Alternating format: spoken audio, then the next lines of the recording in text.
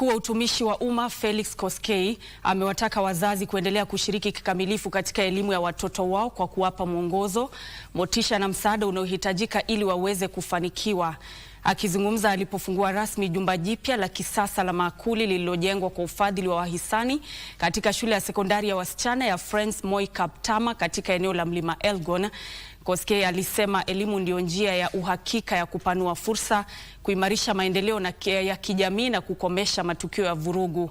Aidha, ametoa wito kwa jamii kushirikiana kukabiliana na tatizo la ulevi, akisema bado ni changamoto kubwa inayokabili eneo hilo.